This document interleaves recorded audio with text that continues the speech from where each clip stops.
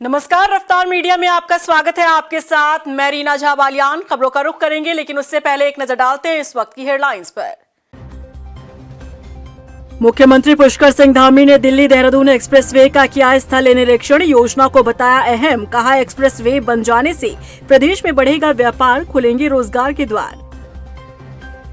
भू कानून का उल्लंघन करने वालों पर सरकार सख्त, सीएम की अपील। भू माफिया से ना खरीदे जमीन, खुद को बचाने के लिए बाहरी लोग बेच रहे जमीन। राजधानी देहरादून का मोनू निकला गाजियाबाद का राजू। लापता युवक की कहानी में 2 राज्यों 2 परिवारों में उलझी दून और गाजियाबाद पुलिस, हो रही तफ्तीश। और देहरादून के पुलिस कप्तान अजय सिंह की नई पहल, यातायात के नियमों का उल्लंघन करने वाले छात्रों पर चालान के साथ अभिभावक को याद दिलाए जा रहे नियम। चलिए बुलेटिन की शुरुआत कर लेते हैं। उत्तराखंड के मुख्यमंत्री पुष्कर सिंह धामी चंपावत दौरे पर रहे। इस दौरान उन्होंने लोहाघाट पहुंचकर एक कार्यक्रम में हिस्सा लिया। आपको बता दें कि सीएम धामी लोहाघाट क्षेत्र में मल्लिकार्जुन स्कूल के नवनिर्मित भवन का लोकार्पण करने पहुंचे। इस दौरान मुख्यमंत्री पुष्कर सिंह धामी ने कार्यक्रम को संबोधित करते हुए कहा कि शिक्षा एक ऐसा हथियार है जो व्यक्ति को आसमान की बुलंदियों तक पहुंचा सकता है। उन्होंने सभी छात्र छात्राओं से मन लगाकर पढ़ाई करने की सलाह दी। वहीं लोकार्पण कार्यक्रम के बाद मुख्यमंत्री पुष्कर सिंह धामी ने कार्यकर्ताओं के साथ भी संवाद किया और जनता की समस्याओं पर चर्चा पर समाधान का आश्वासन भी दिया। पूर्ण शिक्षा मिलनी चाहिए, अच्छी शिक्षा मिलनी चाहिए, उसकी गुणवत्ता होनी चाहिए और उसके लिए हम सब का प्रयास जारी है। उसमें समाज के लोग भी आगे आ रहे हैं और सरकार लगातार प्रयास कर रही है कि जहाँ जिस प्रकार की सहयोग है, प्रोत्साहन की आवश्यकता है, हम उसमें कर रहे हैं। बहुत सारी स्वयंसेवी संस्थाएं भी आगे आ रही हैं।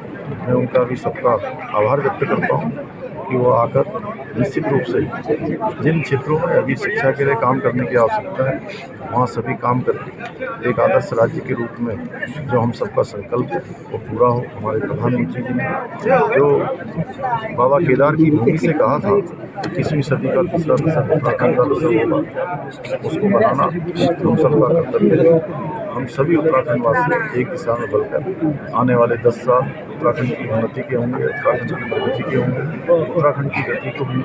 उत्तराखंड कांग्रेस ने सत्ता पक्ष पर आरोप लगाए हैं। कांग्रेस का यह कहना है कि बीजेपी सरकार ना तो जनता से संवाद कर रही है और ना ही विपक्षियों की कोई सुनवाई कर रही है। इसी आरोप के साथ कांग्रेस ने आज धरना प्रदर्शन किया। देखिए रिपोर्ट।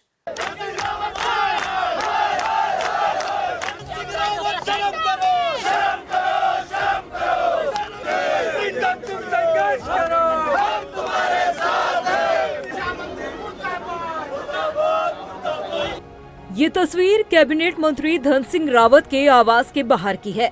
इस तस्वीर में धरना दे रहे लोग मुख्य विपक्षी दल कांग्रेस ही है, जिनका आरोप है कि उत्तराखंड के मंत्री जनता से सरोकार नहीं रखते और इसी नाराजगी को लेकर कांग्रेस विधायक प्रीतम सिंह ने अपने समर्थकों के साथ आज धरना प्रदर्शन किया।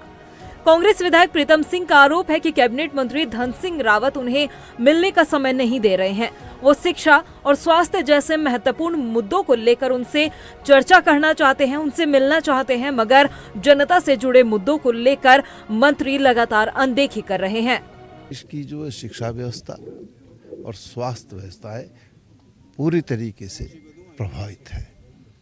ना शिक्षक विद्यालय में है और ना ही जो डॉक्टर्स जो है चिकित्सालयों में है। कई बार मंत्री से इस विषय पर कहा भी गया, उनसे अनुरोध भी किया गया, कई पत्रों पर उन्होंने निर्देश निर्गत किए, लेकिन उसका इम्प्लीमेंट नहीं हुआ। मैंने मंत्री से मिलने का प्रयास किया, लेकिन मंत्री नज़ारत। हालत ये है कि मंत्री जो है कभी बैठते ही नहीं है। कहाँ रहते हैं, क्या गुल खिला रहे ये पता नहीं है। तो मैंने कल ही कहा था कि मैं इस विषय को लेकर के मंत्री के आवास पर धरने पर बैठूंगा और मैं आज बैठा हूं और ये शुरुआत है। मंत्री ये ना समझे कि वो मंत्री हैं और एक तो हमने जो है आवास पर धरना दे दिया तो इतनी शुरू हो जाएगी। ये संघर्ष है और संघर्ष हम करना भी जानते हैं और लड़ना भी जानते हैं। वहीं प्रीतम सिंह के इस धरने को लेकर जब हमारी टीम ने कैबिनेट मंत्री धन सिंह रावत से फोन पर बातचीत करनी चाही तो उन्होंने बताया कि वो अपनी विधानसभा क्षेत्र में हैं और वापस लौटकर प्रीतम सिंह से मुलाकात कर उनकी नाराजगी को दूर करेंगे। वहीं दूसरी तरफ कैबिनेट मंत्री सौरभ बहुगुणा और रेखा आर्य का कहना है कि सभी मंत्री अपने विधायकों से मिलते हैं और उनकी समस्याओं का समाधान प्राथमिकता के साथ करते हैं। तो लोकतंत्र के लिए स्वस्थ व्यवस्था होती ही है। धरना ही एक विपक्ष का एक टूल रह जाता है और सरकार तक अपनी बात पहुंचाने का। लेकिन मेरा मानना ये है कि जो सीनियर मंत्री हैं, बहुत मुझे आज पता चला कि माननीय प्रीतम सिंह जी जो हैं वो प्रदेश अध्यक्ष भी रहे हैं, 7 टाइम के एमएलए भी हैं, लीडर ऑफ ऑपोजिशन भी रहे हैं। और अगर वो आज धरने में बैठे हैं तो ये स्वस्थ परंपरा इसलिए भी नहीं है क्योंकि मुझे लगता है कि हमारे भारतीय जनता पार्टी के जितने भी मंत्री हैं वो पब्लिक से जुड़े हुए हैं, पब्लिक के समय लगातार पब्लिक के बीच में रहते हैं। धन सिंह रावत जी जो हैं बहुत ही सक्रिय मंत्री भी हैं। आप देख उनके दौरों से भी आपको पता चल सकता है कि वो हमेशा उत्तराखंड में दौरे करते रहते हैं, कार्यकर्ताओं के बीच में रहते हैं, लोगों की समस्याएं सुनते हैं। तो ये मैं समझती हूँ कि कांग्रेस के विधायक सबसे बड़े प्रदेश के जनप्रतिनिधि के रूप में, मुख्य सेवक के रूप में हमारे मुख्यमंत्री पुष्कर सिंह धामी जी हैं। और हम सब लोग कई तस्वीरें इस प्रकार का उन्होंने साझा करी हैं कि हमारे कांग्रेस के कई विधायक उनसे मिलते रहे हैं, नेता प्रतिपक्ष में मिलते रहे हैं। तो मैं समझती हूँ जब प्रदेश का मुखिया उनसे मिलता है तो मंत्री तो फिर स्वाभाविक रूप से मिलते ही हैं। कांग्रेस को राजनीति करनी होती है और उनके पास चूँकि वो मुद्दा विहीन है तो उनको कोई ना कोई ऐसी मुद्दे से चर्चित होने की उनको आवश्यकता पड़ती है, इस प्रकार का विषय लेकर आते हैं। कांग्रेस विधायक प्रीतम सिंह ने सरकार के खिलाफ मोर्चा खोल दिया है। हालांकि सियासी गलियारों में प्रीतम सिंह के इस प्रदर्शन को पब्लिक स्टंट बताया जा रहा है। बहरहाल देखना ये होगा कि जिस मकसद के साथ प्रीतम सिंह को मंत्री धन सिंह रावत से मुलाकात के लिए धरने का सहारा लेना पड़ा है, क्या मंत्री उनकी समस्या को दूर कर पाएंगे या नहीं। रफ्तार मीडिया के लिए देहरादून से मनीष डंगवाल की रिपोर्ट।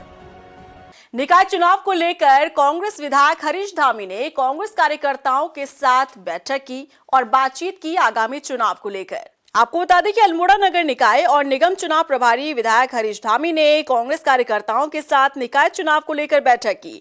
विधायक हरीश धामी ने कार्यकर्ताओं के साथ बैठक में प्रत्याशियों की नब्ज टटोली और चुनाव की रणनीति पर भी चर्चा की। कांग्रेस प्रभारी ने कहा कि आगामी चुनाव को लेकर मंथन किया जा रहा है। वहीं बगावत करने वाले नेताओं को भी हरीश धामी ने नसीहत दी है। हम लोग चुनाव की तैयारी में हैं, क्योंकि सरकार की तरफ से अभी कोई तैयारी नहीं है। हम लोग तो साल भर से जो है जब से प्रशासक बैठाए गए तब से हम लोग जो है चुनावी मोड में। तो आज शुरुआत हम अल्मोड़े में आए हैं और आज हमने मीटिंग की। हम अपने कार्यकर्ताओं के, अपने जो साथी हैं उनके उत्साह को भी देख रहे हैं और उनकी दावेदारी को भी देख रहे हैं, क्योंकि जब तक सीट आरक्षण तय नहीं हो जाता तब तक हम ये नहीं कह सकते कि कौन लड़ेगा कौन नहीं लड़ेगा। राज्य स्थापना दिवस के मौके पर हरिद्वार में दीप महोत्सव मनाया गया था, लेकिन अब इसे लेकर एक बड़ा खुलासा किया गया है। आरोप ये लगाए जा रहे हैं कि इस महोत्सव में बड़ा घोटाला हुआ है। आरटीआई से एक बड़ा खुलासा हुआ है। क्या है ये खुलासा, देखिए इस रिपोर्ट में। राज्य स्थापना दिवस पर हरिद्वार में मनाए गए दीप महोत्सव को लेकर विपक्ष सवाल खड़े कर रहा है। सोशल मीडिया पर वायरल एक लिस्ट को आधार बनाकर ये सवाल खड़े किए जा रहे हैं कि दीप महोत्सव के लिए सामग्री की खरीदारी में अनियमितता बरती गई है। जो लिस्ट वायरल हो रही है वो हरिद्वार के रहने वाले आरटीआई एक्टिविस्ट रमेश चंद शर्मा द्वारा जानकारी में मांगी गई। रमेश चंद शर्मा ने भी आरोप लगाया है कि मिट्टी के दीपक, तेल, बाती और माचिस तक बाजार से अधिक दामों पर खरीदे गए। लिहाजा उन्होंने इस मामले की उच्च स्तरीय जांच कराने की मांग की है। जो हरिद्वार में उत्तराखंड स्थापना महोत्सव मनाया गया, इसमें जो आज मुझे आरटीआई में इन्होंने बताया, नगर निगम ने जो दीपोत्सव का खर्चा 70,000 36,000 का इन्होंने बताया, ये एक भ्रष्टाचार को इंगित करता है। हम जीवनचर्या में पूजा करते हैं, पाठ करते हैं, दीपक, बत्तियाँ, तिल का तेल ये यूज़ करते हैं। मेरे ख्याल हर कोई यूज़ करता होगा। मुझे जो जानकारी दी आरटीआई में, दीपक जो इन्होंने दिखाया है 6 रुपये का, आप ललता रोड पुल जाइए वहाँ 2 रुपये से दीपक। मिट्टी का तेल, तिल का तेल 250 रुपये बता रहे हैं, जो कि बाज़ार में 140, 150, 160 रुपये लीटर है। बत्ती 2.5 रुपये की बता रहे हैं। 50 रुपये का बत्ती का पैकेट आता है जिसमें 200-250 बत्तियाँ होती हैं। ये दिनचर्या की चीज़ है। इसकी जिला मजिस्ट्रेट बड़े ईमानदार हैं, हमें कामिंदर सिंह, मैं इनको अच्छी तरह जानता हूँ। शासन में भी इन्होंने इसकी जांच की मांग करता हूँ कि आपके सानिध्य में ये भ्रष्टाचार हुआ है, आप इसकी उच्च स्तरीय कमेटी बनाएं और जांच कराएं। वहीं मुख्य नगर आयुक्त का कहना है कि दीप महोत्सव के लिए सभी सामग्री प्रशासन की स्वीकृति से खरीदी गई, टेंडर किए गए और अभी तक किसी का भी पेमेंट नहीं किया गया। अभी भी सामग्री बची हुई है जिसका असेसमेंट कराया जा रहा है। असेसमेंट के बाद ही भुगतान किया जाएगा। इसमें मैं ये बताना चाहूँगा, जो नोटिंग जो कल जैसे हमारे संज्ञान में आया था कि किसी ने आरटीओ के थ्रू नोटिंग मांगी थी, जो उनको 1 हफ्ते के अंदर हमने उपलब्धि कराई है, उसमें हमने प्रशासनिक स्वीकृति ली थी। जो हमने मार्केट सर्वे करा था उसके अनुसार जो लागत हमारी आ रही थी, उसके आधार पर प्रशासनिक स्वीकृति ली गई थी उस राशि की।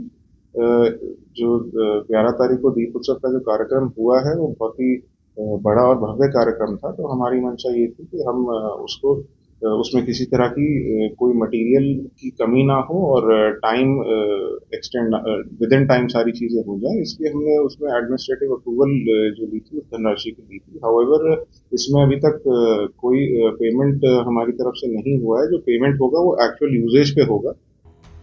रफ्तार मीडिया के लिए देहरादून से हिमांशु चौहान की रिपोर्ट। बांग्लादेश में हो रहे हिंदुओं पर अत्याचार का असर अब यहां सूबे में भी देखने को मिल रहा है। बता दें कि यहां रुद्रपुर विधायक शिव अरोड़ा ने सभी हिंदुओं से एकजुट होने का आह्वान किया। साथ ही उन्होंने यूपी सीएम योगी आदित्यनाथ के उस बयान की सराहना की जिसमें उन्होंने कहा था कि बटेंगे तो कटेंगे। यहाँ से बताता है जब जब हिंदू बटा है वो कटा। क्या इस्लामिक जो आक्रमणकारी आए उन्होंने भी हिंदू बटा था, इसलिए कुछ मुट्ठी भर इस्लामिक आक्रांता आते हैं और सैकड़ों हजारों वर्ष तक देश पर राज कर लेते हैं। मुट्ठी भर अंग्रेज आते हैं और जब हमारा हिंदू समाज जाति के आधार पर, भाषा के आधार पर, रियासत के आधार पर बटा होता है तो वह कुछ मुट्ठी भर अंग्रेज हमारे देश पर राज करते हैं, देशभक्तों की हत्याएं करते हैं, देशभक्तों को फांसी की सजा होती है, फांसी के फंदे पर झुक जाते हैं और वो करते रहते हैं। तो चाहे औरंगजेब और बाबर से लेकर हो या अंग्रेज हो, जब जब हिंदू समाज बटा है तब तब कटा है। वहीं रुड़की में बाबा साहब भीमराव अंबेडकर की पुण्यतिथि पर कार्यक्रम का आयोजन किया गया। आपको बता दें कि कांग्रेस कार्यकर्ताओं ने बाबा साहब की प्रतिमा पर माल्यार्पण कर श्रद्धांजलि दी। महानगर अध्यक्ष राजेंद्र चौधरी ने कहा कि बाबा साहब ने देश को ऐसा संविधान दिया है जिसमें सभी को समान अधिकार दिया गया। उन्होंने कहा कि बाबा साहब डॉक्टर भीमराव अंबेडकर भारत के इतिहास के सबसे महान नेताओं में से एक थे। जिला कांग्रेस कमेटी रुड़की महानगर के तत्वाधान में भारत रत्न संविधान निर्माता बाबा साहब अम्बेडकर जी की पुण्यतिथि है। इस अवसर पर हम सब लोग यहाँ उन्हें श्रद्धांजलि सुमन अर्पित करने आए हैं और उन्होंने इस देश को एक ऐसा संविधान दिया जिसमें सभी लोगों को बराबर का अधिकार दिया, गरीब को, अमीर को, महिला को और पुरुष को। और मैं आज आपके चैनल के माध्यम से इस देश के तमाम निवासियों से, प्रत्येक नागरिक से अनुरोध करूंगा कि इस संविधान को और मजबूत बनाने के लिए, राष्ट्र को मजबूत बनाने के लिए इसका जो है अनुसरण करें, संविधान का इसका उल्लंघन ना करें।